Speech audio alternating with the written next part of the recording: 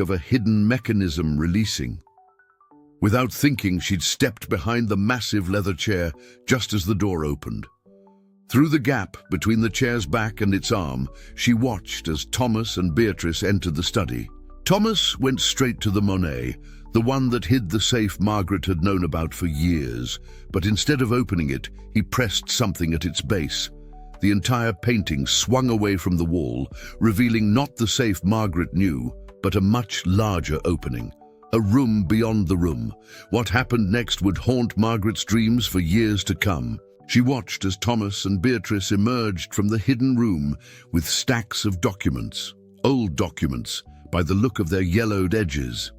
For nearly an hour, they fed these papers into a shredder, while Margaret stood perfectly still behind the chair, hardly daring to breathe. But it was what she heard during that hour that truly changed everything. The fragments of conversation, the names mentioned, the dates discussed, they all pointed to something far bigger than a simple case of tax evasion or creative accounting. This was about the very foundation of the Roosevelt fortune itself. And then, just as they were finishing, Caroline had appeared in the doorway, pale and wobbly from her illness.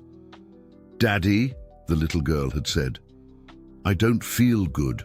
In the chaos that followed, Caroline throwing up on the Persian carpet, Beatrice rushing to her side, Thomas calling for the night nurse, Margaret had managed to slip away unnoticed. But not before she saw Thomas stuff one final document into his pocket instead of the shredder.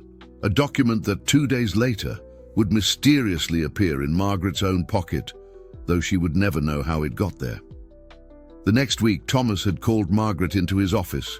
There had been irregularities in the household accounts, he said, missing items, security camera footage that couldn't be explained. He was sorry, but they would have to let her go immediately.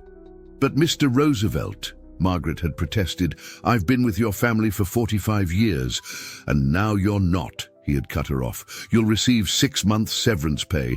I suggest you use it wisely." And that was it. 4.5 decades of loyalty ended in a 5-minute conversation. No chance to say goodbye to Caroline, no opportunity to collect most of her personal belongings from her staff quarters, just a security escort to the service elevator and a final glimpse of Roosevelt Tower's marble lobby before the doors closed behind her forever. Now, 3 years later, Margaret looked down at the letter in her hands. The characters seemed to pulse with their own inner light, each stroke a testament to decades of silent witness. She thought